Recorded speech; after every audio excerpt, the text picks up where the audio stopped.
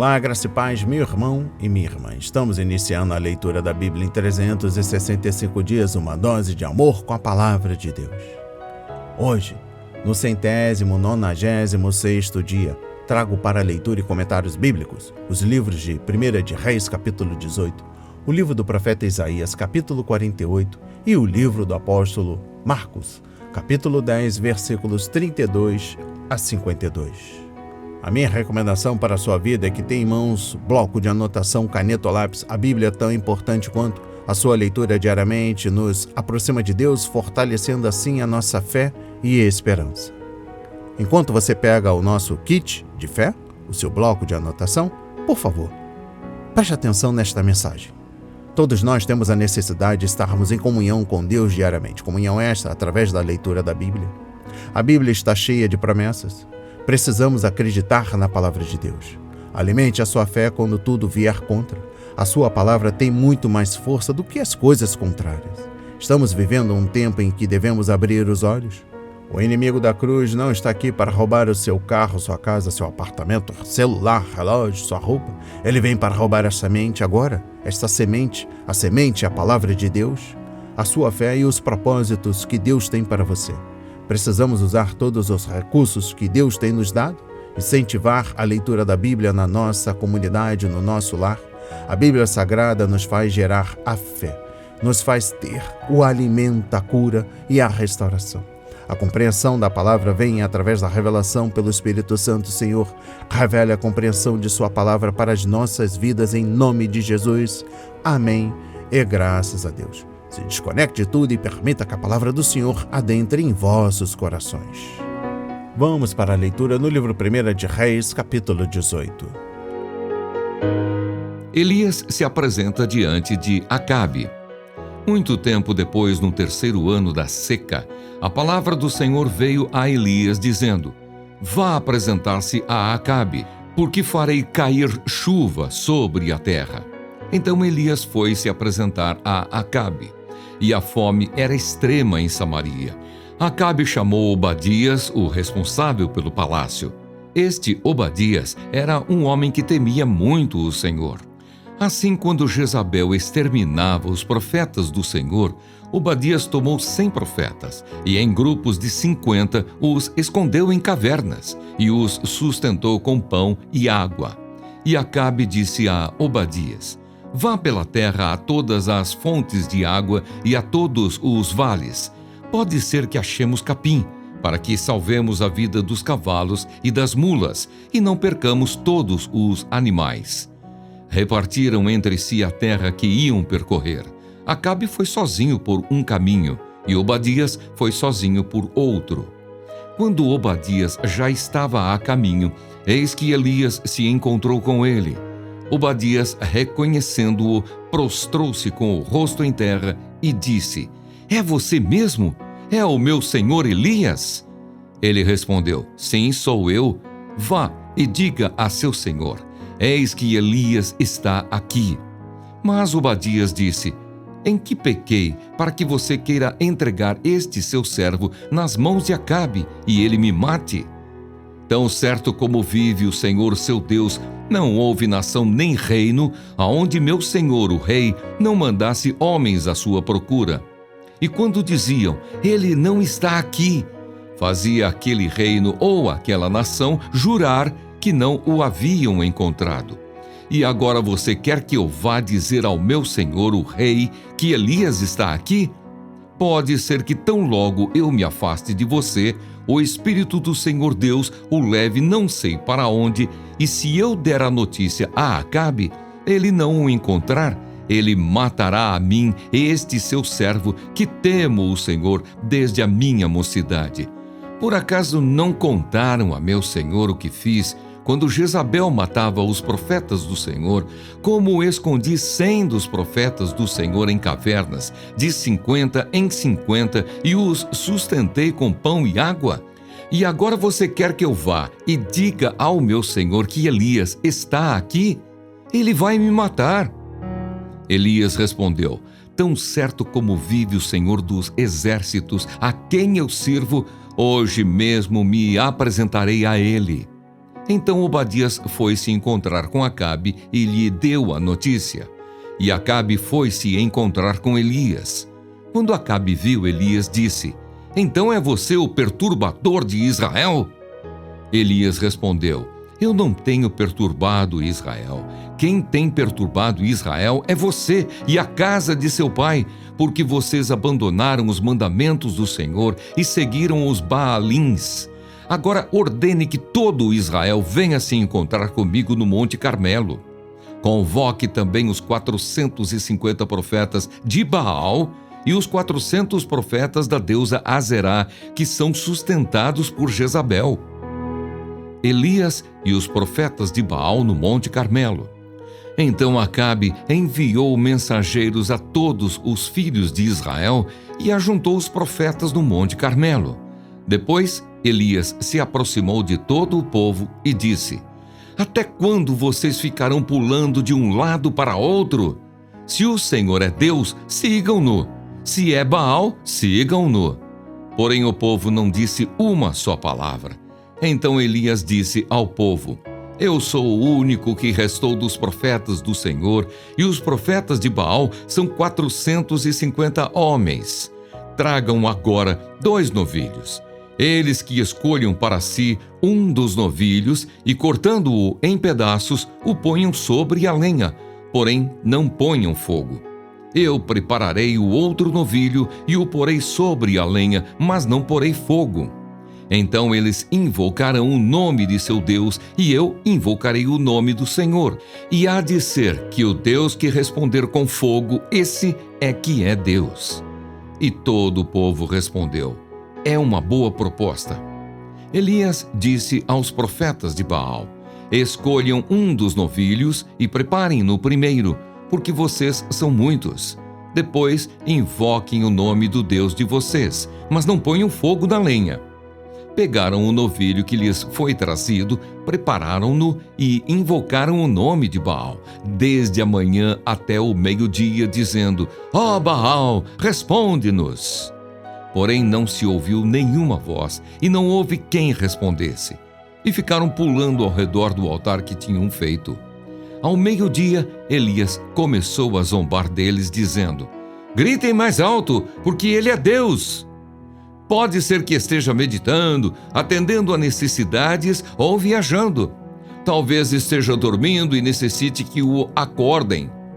E eles clamavam em altas vozes e se cortavam com facas e com lanças, segundo o seu costume, até ficarem cobertos de sangue. Passado o meio-dia, eles profetizaram até a hora do sacrifício da tarde. Porém, não houve voz, nem resposta, nem atenção alguma. Então Elias disse a todo o povo: aproximem-se de mim. E todo o povo se aproximou dele. Elias restaurou o altar do Senhor que estava em ruínas. Pegou 12 pedras, segundo o número das tribos dos filhos de Jacó, a quem tinha vindo a palavra do Senhor, dizendo: o seu nome será Israel. Com aquelas pedras edificou o altar em nome do Senhor. Ao redor dele fez uma vala, capaz de conter 2 medidas de sementes, e então armou a lenha. Cortou o novilho em pedaços e os pôs sobre a lenha. Então disse: encham 4 cântaros com água e derramem sobre o holocausto e sobre a lenha. Disse ainda: façam isso outra vez. E eles o fizeram. Disse mais: façam isso pela 3ª vez. E eles o fizeram pela 3ª vez. A água escorria do altar e enchia também a vala aberta. Quando chegou a hora do sacrifício da tarde, o profeta Elias se aproximou do altar e disse: ó Senhor, Deus de Abraão, de Isaque e de Israel, que hoje se fique sabendo que tu és Deus em Israel, e que eu sou o teu servo e que, segundo a tua palavra, fiz todas estas coisas. Responde-me, Senhor, responde-me, para que este povo saiba que tu, Senhor, és Deus e que fizeste o coração deles voltar para ti. Então caiu fogo do Senhor e consumiu o holocausto, a lenha, as pedras e a terra, e ainda lambeu a água que estava na vala. Quando o povo viu isso, todos se prostraram com o rosto em terra e disseram: O Senhor é Deus, só o Senhor é Deus. Então Elias disse: Prendam os profetas de Baal, que nem um deles escape. Eles os prenderam e Elias os fez descer até o ribeiro de Quisson, e ali os matou. Elias ora para que chova. Então Elias disse a Acabe: Suba, vá comer e beber, porque já se ouve o barulho de abundante chuva. Acabe subiu para comer e beber, mas Elias subiu até o alto do Carmelo. Ali, encurvado para a terra, pôs o rosto entre os joelhos e disse ao seu servo: Vá e olhe para o lado do mar. Ele foi, olhou e disse: Não vi nada. Então Elias disse: Volte. E assim por 7 vezes. Na 7ª vez, o servo disse: Eis que se levanta do mar uma nuvem pequena, como a palma da mão de um homem. Então Elias disse: Suba e diga a Acabe: Apronte o seu carro e desça, para que a chuva não o detenha. Em pouco tempo o céu escureceu com nuvens e vento e caiu grande chuva. Acabe subiu ao carro e foi para Jezreel. A mão do Senhor veio sobre Elias, que cingiu os lombos e correu na frente de Acabe até a entrada de Jezreel. Amém. Compreendendo o livro 1 de Reis, capítulo 18, exposição bíblica dos versículos 1 a 6. O rei e Obadias estavam percorrendo o país em busca de capim e outras folhagens que pudesse servir de alimento para os animais usados pelo exército. Acabe não estava especialmente preocupado com o povo da terra, mas queria que suas tropas estivessem fortes e preparadas para suportar uma invasão. Notavelmente, o rei estava disposto a deixar a segurança e o conforto do palácio para varrer a terra e ir em busca de alimento para os animais. É óbvio que Acabe era um homem muito melhor quando estava longe de Jezabel. Compreendendo o versículo 15, nem todos os servos de Deus deveriam se expor em público como Elias e outros profetas fizeram. O Senhor tem os seus servos em muitos lugares, realizando a obra que Ele os chamou para fazer. Ao longo dos séculos, inúmeros cristãos passaram despercebidos aos olhos de todos e ainda assim fizeram grandes contribuições à causa de Cristo e ao avanço de seu reino. Exposição bíblica dos versículos 17 a 19. O profeta de Baal estavam prestes a conhecer o Deus de Israel, conforme versículos 20 a 40. Ali estavam representantes de todas as 10 tribos do Reino do Norte, e foi a esse grupo que Elias se dirigiu quando a reunião começou. Seu propósito não era apenas expor o falso Deus Baal, mas também trazer aquele povo transigente de volta ao Senhor.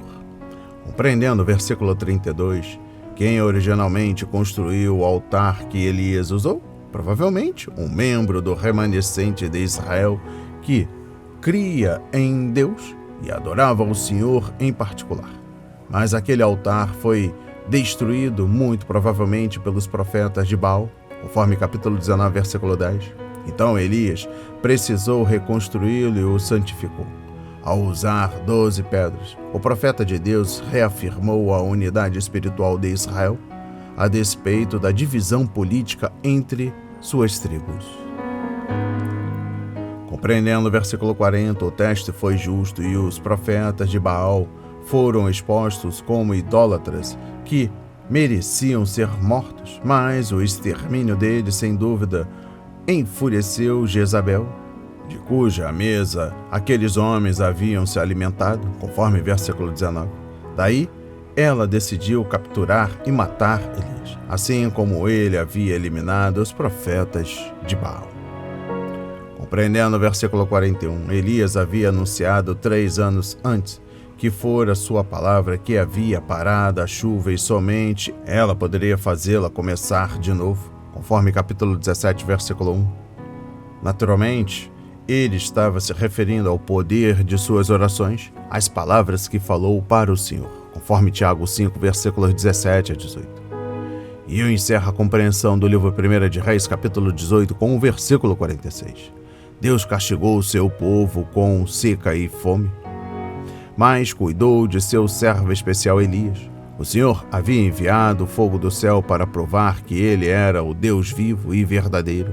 Agora, respondia à oração de seu profeta enviando chuva para regar a terra. É possível imaginar que Elias estivesse em sua melhor condição espiritual e fosse capaz de enfrentar qualquer coisa. Mas o próximo capítulo registra exatamente o contrário. Por melhor que fosse Elias ainda, desapontou a Deus e a si mesmo. Vamos para a leitura no livro do profeta Isaías, capítulo 48. A infidelidade de Israel é repreendida. Escutem isto, casa de Jacó, vocês que se chamam pelo nome de Israel e saíram da linhagem de Judá, vocês que juram pelo nome do Senhor e confessam o Deus de Israel, mas não em verdade nem em justiça. Da santa cidade tomam o nome e se firmam sobre o Deus de Israel, cujo nome é Senhor dos Exércitos. Desde a antiguidade anunciei as primeiras coisas. A minha boca as pronunciou e eu as fiz ouvir. De repente agi, e elas se cumpriram. Porque eu sabia que você era obstinado, que o seu pescoço é um tendão de ferro e que a sua testa era de bronze. Por isso, desde aquele tempo, eu lhe anunciei essas coisas e as dei a conhecer antes que acontecessem, para que você não dissesse: o meu ídolo fez estas coisas, ou a minha imagem de escultura e a minha imagem de fundição as ordenaram. Você já ouviu. Agora olhe bem para tudo isto. Será que você não vai admitir que falei a verdade? Desde agora lhe anuncio coisas novas e ocultas que você não conhecia. Foram criadas agora e não há muito tempo, e antes deste dia você não tinha ouvido falar nelas, para que você não diga: sim, eu já sabia. Você não ouviu, não conheceu, nem tampouco antecipadamente se abriram os seus ouvidos, porque eu sabia que você não é nada confiável e é chamado de transgressor desde o ventre materno. Por amor do meu nome retardarei a minha ira e por causa da minha honra me conterei em relação a você, para que eu não venha a exterminá-lo. Eis que refinei você, mas não como a prata. Eu o provei na fornalha da aflição. Por amor de mim é que faço isto. Pois como seria profanado o meu nome? Não darei a mais ninguém a minha glória. O Senhor chama Israel. Escute, ó Jacó, e também você, Israel, a quem chamei. Eu sou o mesmo, sou o primeiro e também o último. Também a minha mão fundou a terra, e a minha mão direita estendeu os céus. Quando eu os chamar, eles se apresentarão juntos. Reúnam-se todos vocês e escutem. Quem dentre eles anunciou estas coisas? Aquele a quem o Senhor amou executará sua vontade contra a Babilônia, e o seu braço será contra os caldeus. Eu tenho falado, também já o chamei. Eu o trouxe e farei próspero o seu caminho. Aproximem-se de mim e escutem isto. Desde o princípio não falei em segredo, desde o tempo em que isso vem acontecendo, tenho estado lá. Agora o Senhor Deus enviou a mim e o seu Espírito. Assim diz o Senhor, o seu Redentor, o Santo de Israel. Eu sou o Senhor, o seu Deus, que lhe ensina o que é útil e o guia pelo caminho em que você deve andar. Ah, se você tivesse dado ouvidos aos meus mandamentos, então a sua paz seria como um rio e a sua justiça como as ondas do mar. também a sua posteridade seria como a areia, e os seus descendentes como os grãos da areia. O seu nome nunca seria eliminado, nem destruído de diante de mim. Saiam da Babilônia, fujam do meio dos caldeus. Anunciem isto com voz de júbilo, proclamem e levem esta boa notícia até os confins da terra. Digam: o Senhor remiu o seu servo Jacó. Não padeceram sede quando ele os levava pelos desertos. Fez brotar para eles água da rocha, fendeu a pedra e a água jorrou. Mas para os ímpios não há paz, diz o Senhor. Amém. Compreendendo o livro do profeta Isaías, capítulo 48, os judeus acomodaram-se ao cativeiro e acabaram ficando complacentes com a situação e não quiseram sair. Eles seguiram o conselho de Jeremias, conforme o livro do profeta Jeremias, capítulo 29, versículos 4 a 7, e passaram a ter casas, jardins e famílias. Contudo, apegaram-se tanto a essas coisas que não seria fácil para eles deixar tudo e partir para a Terra Santa. No entanto, aquela terra era deles, e era ali que Deus tinha uma obra para eles fazerem. Em exposição bíblica dos versículos 1 e 2, o Senhor disse ao seu povo que esse era hipócrita ao usar o nome dele e se identificar com sua cidade, mas não obedecer à sua vontade. Além de destinado, conforme versículo 4, o povo não estava empolgado com as coisas novas que Deus estava fazendo por eles. Exposição bíblica dos versículos 18 a 20. Se os judeus tivessem obedecido ao Senhor em primeiro lugar, teriam tido paz e não guerra, conforme versículos 18 e 19. Mas não era tarde demais. Deus os havia colocado na fornalha para refiná-los e prepará-los para a obra que tinha para fazer no futuro, conforme versículo 10. Deixe a Babilônia, fujam do meio dos babilônios. Foi a ordem de Deus, conforme versículo 20, e também Jeremias, capítulo 50, versículo 8, capítulo 51, versículo 6 e versículo 45, Apocalipse 18, versículo 4. O Senhor iria adiante deles e prepararia o caminho, portanto, eles não tinham nada a temer. E eu encerro a compreensão do livro do profeta Isaías, capítulo 48, com a exposição bíblica dos versículos 20 a 22. É natural pensar que os judeus teriam ficado ansiosos para sair da prisão e voltar para a sua terra, na expectativa das coisas novas e grandes que o Senhor faria por eles.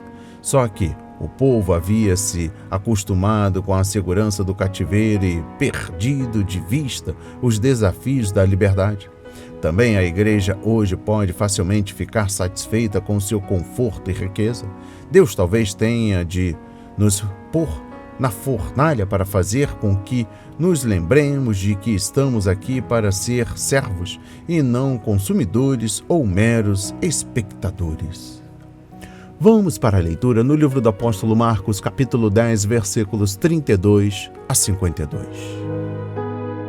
Jesus ainda outra vez prediz sua morte e ressurreição.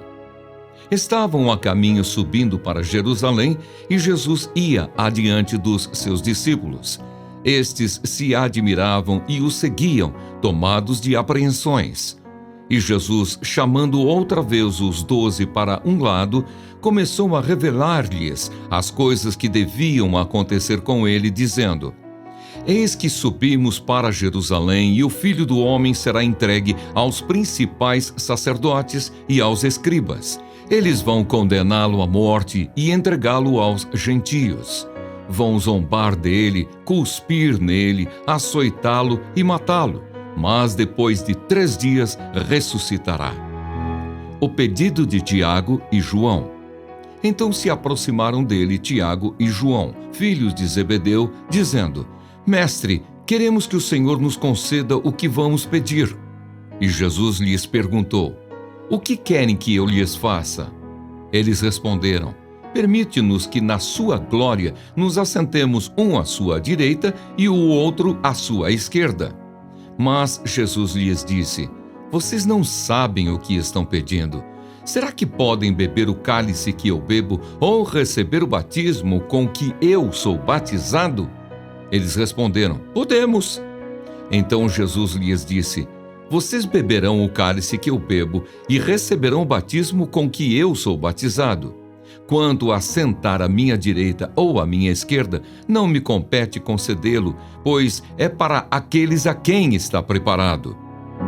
Quando os outros 10 discípulos ouviram isso, começaram a ficar indignados com Tiago e João.